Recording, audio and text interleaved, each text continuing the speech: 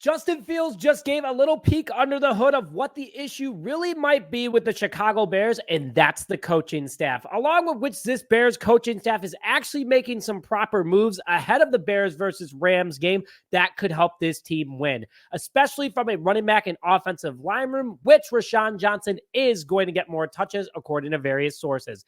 Sounds like Matt Eberflus, though, is feeling a little bit of the heat, not only because of Fields, but overall in the House Hall at the moment. And that needs to get in order for the Bears to have a legitimate chance this Sunday. Hello, everyone, and welcome back to this episode of Just Another Year Chicago Bears. My name is Nick Rohde, and as always, thank you for tuning in. Now, before we begin today's show, hit that like button if you agree that the coaching staff is the issue with the Chicago Bears, along with commenting your thoughts on who needs to get fired first. And please hit that subscribe button to help us hit 18,400 before week 4. We are 60 away. We can do it in just this episode alone. Please help me out, guys, by hitting that subscribe button. So let's just jump into it. Justin Fields throws shade at the Chicago Bears in an interview earlier this week where he talked about his favorite coaching staff in the NFL so far, and without hesitation, he smirked and said the Pittsburgh Steelers. The 3-0 quarterback is the former first-round pick by the Chicago Bears and has been our starter for the last 3 years. He was traded to the Pittsburgh Steelers for a 6th-round pick that could turn into a 4th round, depending on if he plays 51% of total offensive snaps in 24.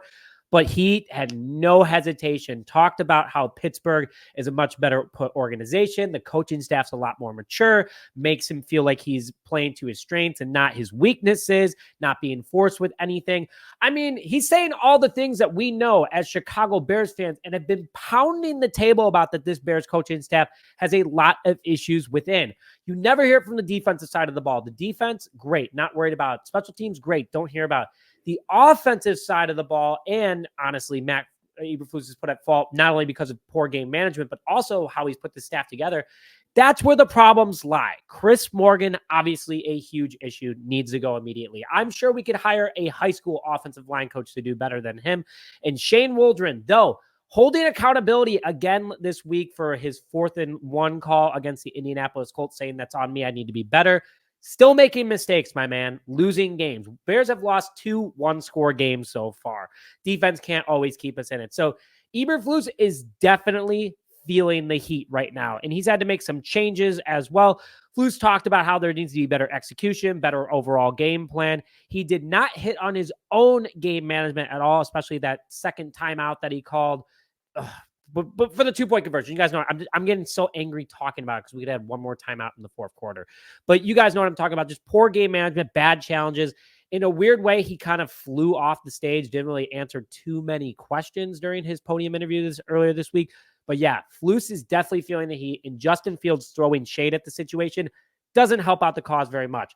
So expect a big game this upcoming Sunday against the Los Angeles Rams, because remember this happened last year with the Washington Commanders where Flus was on the hot seat, came out and won 41-20. So hopefully this shade helps get a little fire under Flus and gets his team really going. But it sounds like there is going to be some offensive line changes again this upcoming week against the Los Angeles Rams. At the moment, Nate Davis is currently questionable as he's been limited at practice all week. Nate Davis did not play last week against the Indianapolis Colts, where Matt Pryor, our second string right tackle / right guard, took over. And Matt Eberflus did have some positive comments about it that's starting to go in that other direction.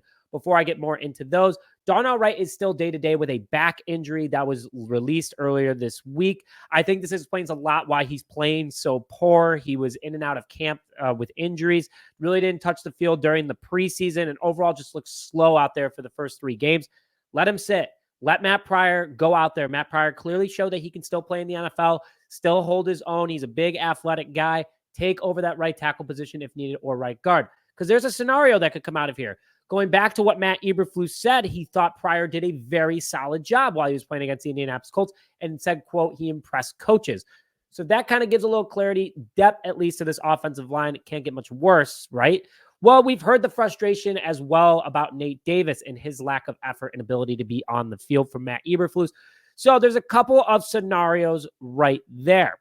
Flus talked about that there needs to be better execution, and that's what he can do.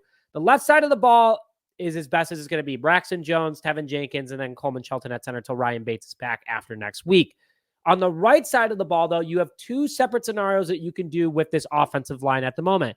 If Nate Davis plays, you put Matt Pryor at right tackle and let Darnell Wright sit out. Obviously not ideal because Nate Davis is on the field. Better than nothing, though. If Nate Davis doesn't play, though, Pryor can still play right guard. And we could finally see a third-round pick rookie, Kiran Amegadjie, take over at right tackle.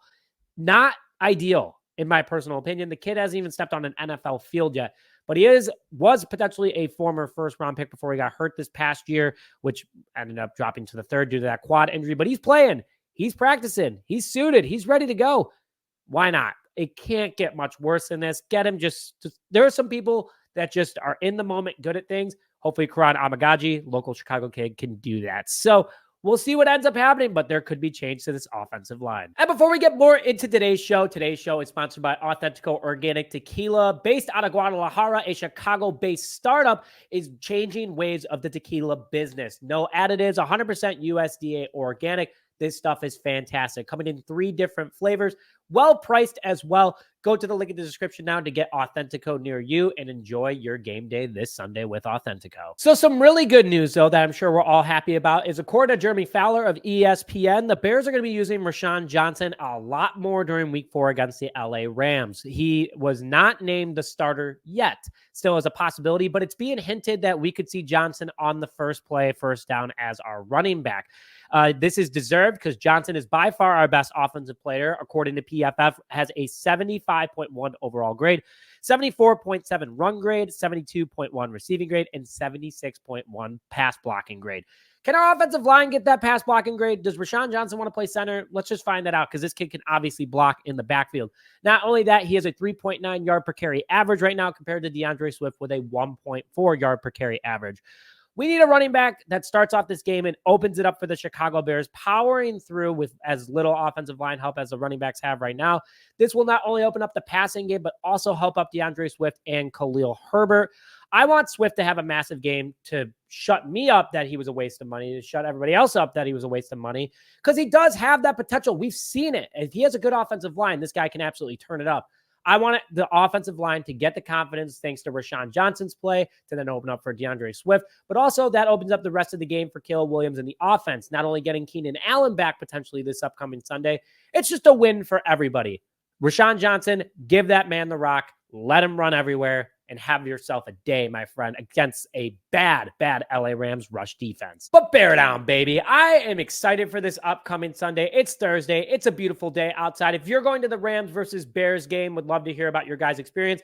And I think I'm going to do a live stream again because positive vibes only needs to come back, and we're 1-0 when we do a live stream. So if you guys want to see that, make sure you comment it in the comment section below. I'll be asking again during Friday's video. But with that, thank you, as always, for tuning into this episode of Just Another Year Chicago Bears. More news to come. Make sure to go follow our Twitter, link in the description for all Chicago Bears news and updates. But with that, thank you, as always, for tuning in this episode. Like the video, comment your thoughts, and subscribe to the channel. Thank you, as always, for tuning in, and bear down, baby.